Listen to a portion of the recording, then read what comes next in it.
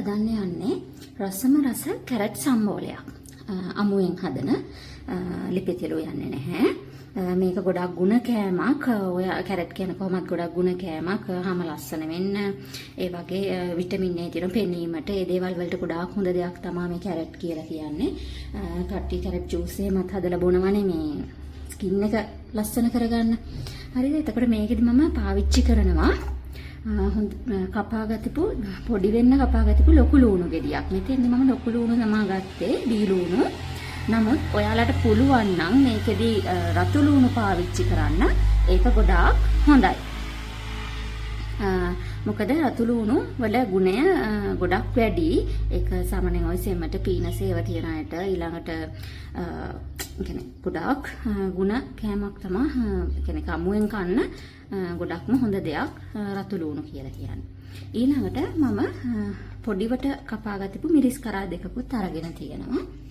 ඊළඟට මම කැරට් හල දෙකක් හොඳට ග්‍රේට් කරගෙන තියෙනවා. ඔයාලට මේක ග්‍රේට් කරන්න නැතුව කියන්නේ ග්‍රේටරයක් නැති අය වෙන්න පුළුවන්. ඒ වගේ මොන හරි ප්‍රශ්න තියෙනවා නම් සමහර මෙහෙම කරාම අර වතුර ගතිය හැදෙන හින්දා ඒකට එච්චර කැමති නැහැ. ඒ නිසා මේක කියන්නේ කියන්නේ පිහියෙන් හීන වෙන්න ලියා ගන්නත් පුළුවන්. හරිද? මේකෙදි මම මේ ප්‍රධානම ද්‍රව්‍ය තුන විදිහට ඔක පාවිච්චි කරනවා. මීට අමතරව සාමාන්‍යයෙන් අපි අමු සම්බල හදලා පොල් දාලා කරන එක හැමතැනම පාවිච්චි වෙන්නේ නැහැ. නමුත් මම මෙතෙන්දි ගාගත්ත පොල් ටිකක් පාවිච්චි කරනවා. මොකද එතකොට මේ කැරට් සම්බෝලේ ගොඩාක් රස වෙනවා. ඊට අමතරව මම මේකට දෙහි ලුණු ගම්මිරිස් කියන ඒවා කුඩු විදියට පාවිච්චි කරනවා. දැන් මම මේක කැරට් සම්බෝලේ හදාගන්න තමයි යන්නේ. මේ විදියට භාජනයක් අරගෙන මම දැන් කපවගතිපු කැරට් ටික ඒකට එකතු කරනවා.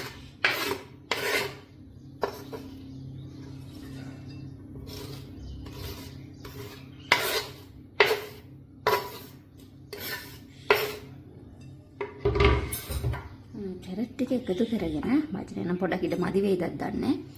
ඊට පස්සේ මේකට අර කපාගතිපු මිරිස් කරල් ටික ඊට පස්සේ ලොකු ලුණු ටික ඒවා එකතු කරගන්නවා. ඊට පස්සේ මේකට මම පොල් ටිකක් එකතු කරගන්නවා.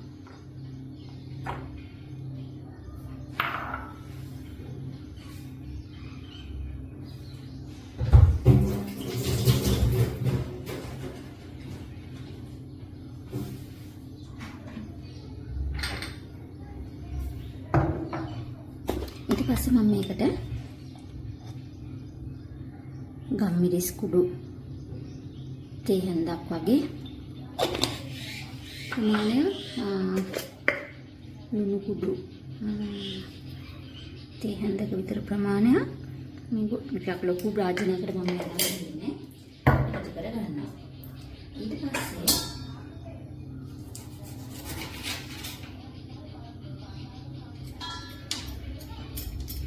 මම මේකට දෙහි කෑල්ලක් හොඳට මිරික ගන්නවා. ඇට ටික අයින් කරගෙන දෙහි එක හොඳට මේ විදිහට මිරික ගන්නවා.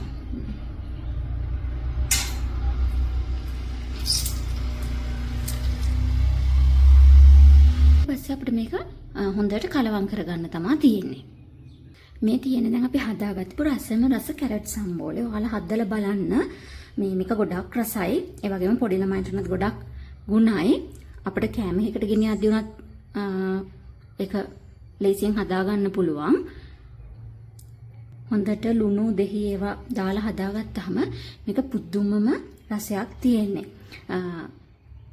ඊට පස්සේ يعني අර අමුව يعني කැරට් උයලා කන්න සමහරු කැමති නැහැ. නමුත් මේ විදියට හැදුවම ඕනම කෙනෙක් වගේ කනවා. එක මාරම يعني රසයි පැලටබිලිටිත් අඩු වෙනවා. මෙහෙම දෙහි එහෙම ගොඩක් තියෙනකොට එහෙම ඒ වගේ දේවල් දාලා තියෙනකොට අද අපේ channel එක daily dose of flavor එක එකතු වෙලා මේ කැරට් සම්බෝලේ හදන්න ඉගෙන ගත්ත ඔයාලා හැමෝටම ස්තුතියි.